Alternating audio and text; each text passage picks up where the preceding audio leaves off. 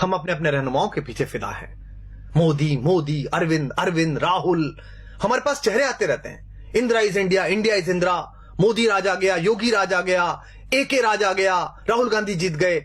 हमें पता ही नहीं है कि कुछ वक्त का काम है। मोदी हो, राहुल हो, अरविंद हो, योगी हो, कोई भी है, 5 साल, 10 साल, 25 साल, देश 5000 साल का है और मेरे और आपके जाने के बाद हजारों वर्ष रहेगा। लेकिन सोच के देखिए कि आप कंधार से लेकर ब्रह्म प्रदेश तक थे, लेकिन हमारी इन्हीं चुप्पियों ने और हमारी अपनी अपनी रियासतों, अपने अपने राजाओं के प्रति इन्हीं निष्ठाओं ने इस देश के टुकड़े करा दिए और हम चुप बैठे रहे। और आज हम अपने पूर्वजों को कोसते रहते हैं कि उनके रहते कैसा कैसे बट गया, हमारे रहते हो रहा है। दुष्यंत का एक शेर है, रहनुमाओं की अदाओं पे फिदा है दुनिया, इस बहकती हुई दुनिया को संभालो यारो। प्रधानमंत्री मेरे भी हैं, गृहमंत्री मेरे भी हैं। सदन में बोलने से काम नहीं चलेगा, बाहर एक्शन करके दिखाना पड़ेगा। हमारा एक बेटा वहां जासूसी के आरोप में पकड़ लिया है, बाहर से उठा के ले आए, बंद कर लिया है। हम सदन में चिल्ला रहे हैं, हम सड़कों पे चिल्ला रहे हैं, हम फेसबुक पे आउटरीच दिखा रहे हैं पाकिस्तान के खिलाफ।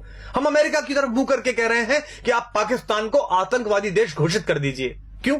आपने कर दिया, आप कर दीजिए। सबसे पहले बैठिए पार्लियामेंट में और कहिए कि पाकिस्तान आतंकवादी देश है, हम इससे बातचीत नहीं करेंगे। लेकिन आपने तो उसे मोस्ट फेवर्ड नेशन का बिजनेस स्टेटस दे रखा है। कलेजे पे हाथ रख के बताइए, आप में से कितने लोग हैं जो पाकिस्तान से प्याज नहीं आई तो भूखे मर जाएंगे? आप में से कितने लोग हैं कि अगर पाकिस्तान से कपास नहीं आया तो वो ठंड में मर जाएंगे? और मरते हैं तो मर जाएं। हम महाराणा प्रताप की कहानियां पढ़कर बड़े हुए हैं, जहां लोगों ने घास की रोटी खाकर अपने स्वाभिमान, अपनी स्वतंत्रता, अपनी निजता की रक्षा की है। क्या हो जाएगा इन प्रतिबंधों से? अगर नहीं आएगी प्याज, नहीं आएगी वहां से कपास, तो क्या हो जाएगा? भारत के अभूतपूर्व राष्ट्रपति एपीजे अब्दुल कलाम साहब ने तय किया कि भारत की अस्मिता का प्रतीक एक बार परमाणु विस्फोट करके देखा जाए।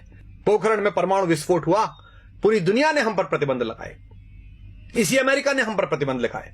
राष्ट्रवाद के प्रबल समर्थक और राष्ट्र नायक पंडित अटल बिहारी वाजपेयी देश के प्रधानमंत्री थे। उन्होंने सदन के अंदर कहा, हम भूखे रह लेंगे लेकिन हम अपने आत्मसम्मान से समझौता नहीं करेंगे। क्या हो गया हमारा? लगा लिए इस अमेरिका ने प्रतिबंध। उसके बाद हाथ जोड़कर इसी भारत के बाजार के दरवाजे पर आना पड़ा ना अपना माल बेचने के लिए। 125 करोड़ हैं हम, पूरी दुनिया का फैसला कर सकते हैं। इनके बाजार बंद हो सकते हैं हमारे कारण, इनकी दुकानें बंद हो सकती हैं हमारे कारण। इसलिए तय करिए, इन प्रतिबंधों से डरना नहीं है, इनकी गीदड़ भभकियों से नहीं डरना है। ये 2-2 साल, 400-400 साल पहले आजादी लिए हुए देश, ढूंढे गए देश, अपने थोड़े से भौतिक बल के बल पर इस देश की आध्यात्मिक चेतना और इस देश की शक्ति को आंख दिखाते हैं। हम उस विवेकानंद के वंशज हैं जिन्होंने उस पराधीनता के समय पर भी शिकागो में जाकर दुनिया के धर्मों को यह बताया था कि हम लेडीज एंड जेंटलमैन वाले नहीं, भाइयों और बहनों वाले देश हैं। अयम निजः परो वेति गणना लघुचेत साम उदार चरिता नाम तु वसुधैव कुटुंबकम। इसलिए हम वसुधा को कुटुंब समझते हैं। लेकिन यह भी ध्यान रखिएगा, युद्ध की संभावना में जी रहे सब देश सुन लें, युद्ध भी है, बुद्ध भी है, जिसे चाहे उसे चुन लें। एक देश अगर आपकी तरफ इतने खतरनाक इरादे रखता है तो आपका व्यवहार समझ में नहीं आता, आप स्वधर्म में ही नहीं, आप तय ही नहीं कर पा रहे कि क्या करेंगे। इस देश को, लोगों को एक बार तय करना पड़ेगा कि हमारा स्टैंड क्या है। तो आप सबसे अनुरोध है कि ये जब कहा गया कि रहनुमाओं की अदाओं पे फिदा है दुनिया, इस बहकती हुई दुनिया को संभालो यारो, तो दुष्यंत ने इसी गजल में यह शेर भी कहा था कि कौन कहता है कि आकाश में सुराख नहीं हो सकता, एक पत्थर तो तबीयत से उछालो यारो। अगर आप राष्ट्रवाद का नाम लेकर लोगों का विश्वास मत हासिल करेंगे और उसके बाद राष्ट्रवाद के प्रबल प्रवर्तक बेटे वहां थप्पड़ से पीटे जाएंगे तो लोग आपसे सवाल करेंगे। अगर आप भ्रष्टाचार मुक्ति का पर्व लेकर दिल्ली में सरकार बनाएंगे और उसके बाद आप ही के लोग भ्रष्टाचार के घेरे में होंगे और आप मौन हो जाएंगे, उन्हें बचाने की कोशिश करेंगे, तो लोग आपसे सवाल पूछेंगे। क्योंकि सरकारें आनी जानी है, 5 साल 10 साल इन हवेलियों में, इन महलों में, इन 7 रेसकोर्स में, मुख्यमंत्री निवासों में आपकी अस्थियां नहीं गाड़ी जानी। ये देश याद रखता है फकीरों को, ये देश याद रखता है गांधी को, ये देश याद रखता है जयप्रकाश नारायण को। इसलिए आप सबसे अनुरोध है कि अपने अपने कोटरों से बाहर निकलिए, अपने अपने ब्रैकेट से बाहर निकलिए।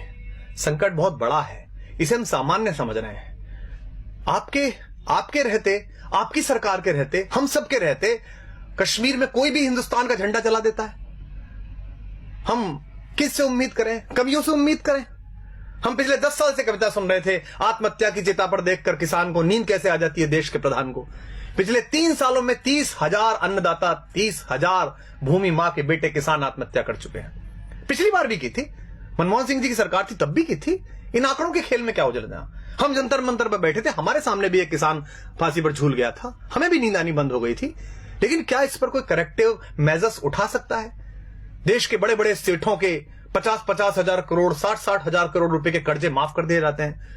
कोई भी आदमी हिंदुस्तान का 20,000 करोड़ रुपए लेकर लंदन भाग जाता है पार्लियामेंट का मेंबर होते हुए, और हम चुप बैठे रहते हैं। और किसान अपने मृतक किसानों के नरमुंड लेकर जनता मंत्र पर बैठे रहते हैं, और हम कहते हैं कि इस पर नहीं बोलेंगे चूंकि हमारे दल की अभी सरकार है। सरकारें किसी दल की नहीं होती, सरकारें देश की होती हैं।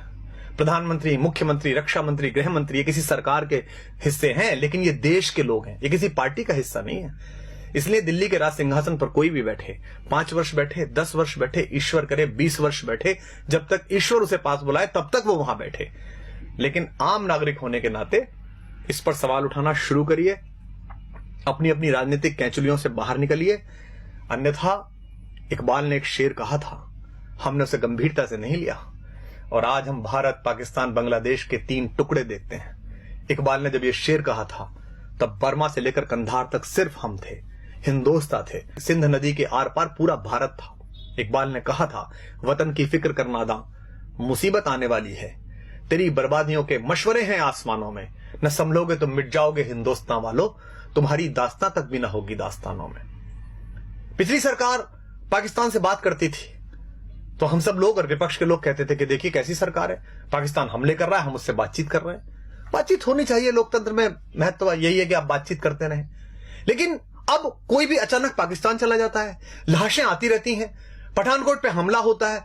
जिस आईएसआई को हम 40 साल कहते रहे कि हमारे देश में अस्थिरता फैला रही है, आतंक फैला रही है, उस आईएसआई की टीम बुलाकर और हमारे सैनिकों की अगवानी में सिंहों की पेशी करवा दी कुत्तों के दरबारों में।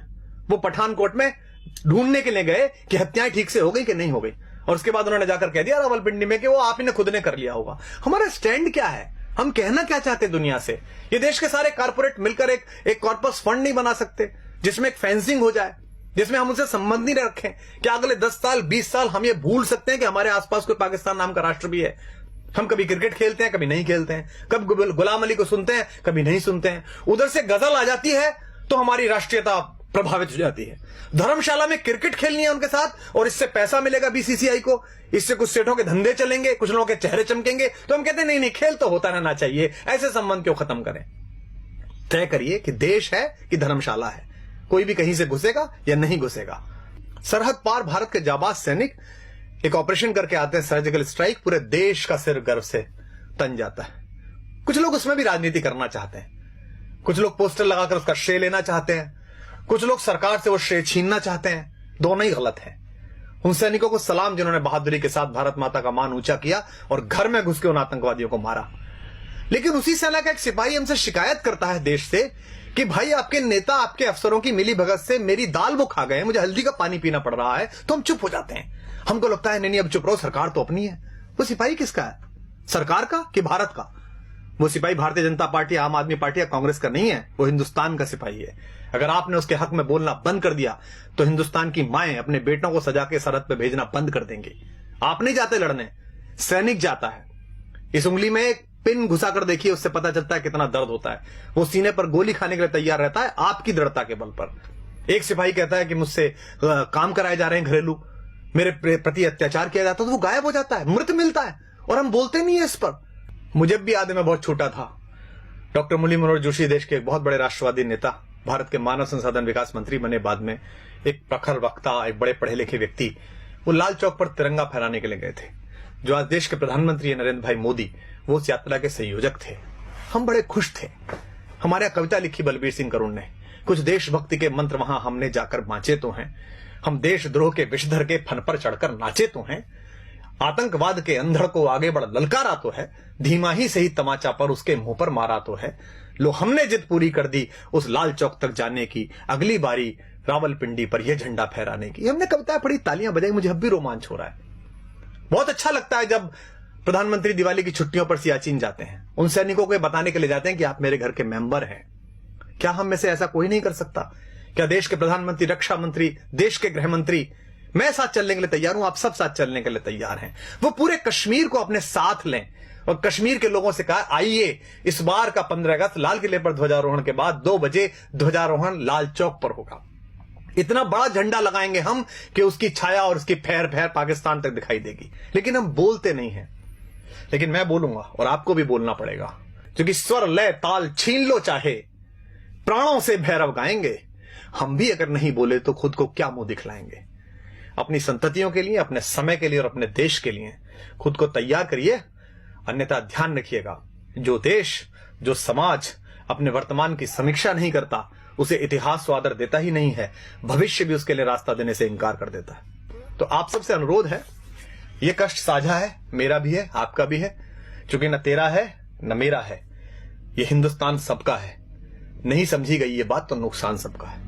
मुझे आशा है कि युग के इस छोटे से चारण की, युग के इस छोटे से चंद्रबरदाई की आवाज इन नवीन पृथ्वीराजों के कान तक पहुंचेगी, इन चंद्रगुप्तों के कान तक पहुंचेगी, चाहे वो दिल्ली के छोटे सिंहासन पर हो या दिल्ली के बड़े सिंहासन पर हो। और आशा है कि अपने सामान्य से नागरिक, एक सामान्य से कवि, एक सामान्य से कार्यकर्ता की बात सुनकर वो इस देश के बारे में गंभीरता से वही सोचेंगे जो ये देश सोचता है। अगर आपको बात ठीक लगी हो तो इसे दूसरों तक पहुंचाइए, इस आवाज को इतनी बड़ी बनाइए कि इस देश की सरकारों को, इस देश में पॉलिसी तय करने वालों को, इस देश की गति नियति की दिशाएं तय करने वाले उन सब लोगों के कानों तक, उनकी आंखों तक यह आवाज पहुंच सके। जय हिंद, जय भारत, वंदे मातरम।